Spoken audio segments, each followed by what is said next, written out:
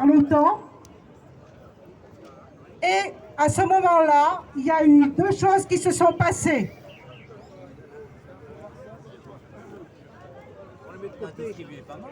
Il y a eu l'invasion de l'Ukraine par l'OTAN. Il y a eu la nomination de M. Trudeau comme Premier ministre au Canada. Ce M. Trudeau a fait un serment d'allégeance totale au Royaume-Uni. Il a juré qu'il ferait tout ce qu'on lui demanderait. En 2014, puis en 2015, l'ONU et d'autres organisations avec l'OTAN ont décrété qu'ils allaient protéger l'Ukraine, qui maintenant avait été arrachée à la Russie.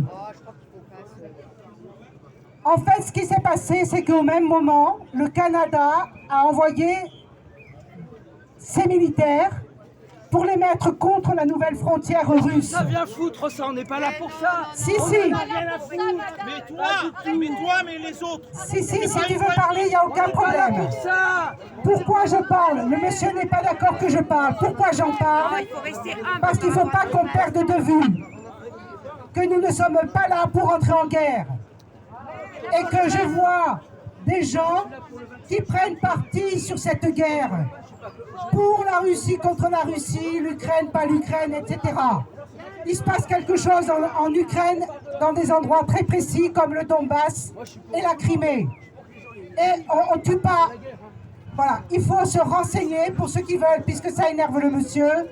Je ne vais pas faire ça très longtemps, mais je tiens absolument à dire qu'au jour d'aujourd'hui, il y a une volonté de nous distraire de notre objectif qui est non au pass vaccinal, non au pass, non au masque, non un maximum au pass et non à l'état d'urgence. On n'en veut pas, on n'en a jamais voulu. Et aujourd'hui, ce qui est en train de se passer, comme nous avons donc un chef d'État accompagné de quelqu'un qui dit qu'il est médecin, si mais c'est pas de la politique, ah, va te faire vacciner alors, c'est ça, c'est quoi? Si tu veux parler, tu viens, d'accord? Ce qui est très important, c'est qu'on veut la liberté, que chacun retrouve sa liberté. On en a marre de voir des adultes qui peuvent pratiquer le sport et aller à la fac et plein d'autres choses sans le masque, alors que tous nos enfants sont en train de s'asphyxier à l'école. Ça, on n'en veut plus. Et Macron est en train de mettre en avant le fait que la Russie envahit l'Ukraine, c'est pas notre problème, on n'est pas concerné, on ne veut pas la guerre. Mais qu'est-ce qui va se passer? Il va faire croire qu'il va nous sauver parce que je ne sais pas ce qu'il va faire. On ne sait pas s'ils ne vont pas faire encore un attentat sous faux drapeau dans lequel la France va être mise en valeur.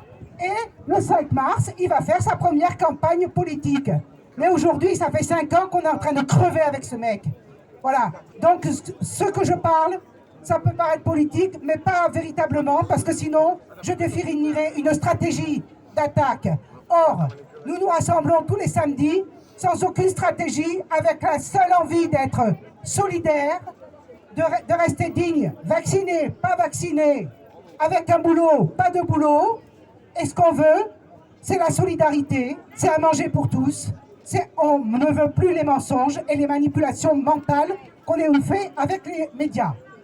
Voilà, c'est ce que je voulais vous dire. Ne vous laissez pas embarquer par les conflits, ni par le nuage et la poudre aux yeux que vous met le gouvernement. Merci de votre écoute. Merci à celui qui a râlé aussi.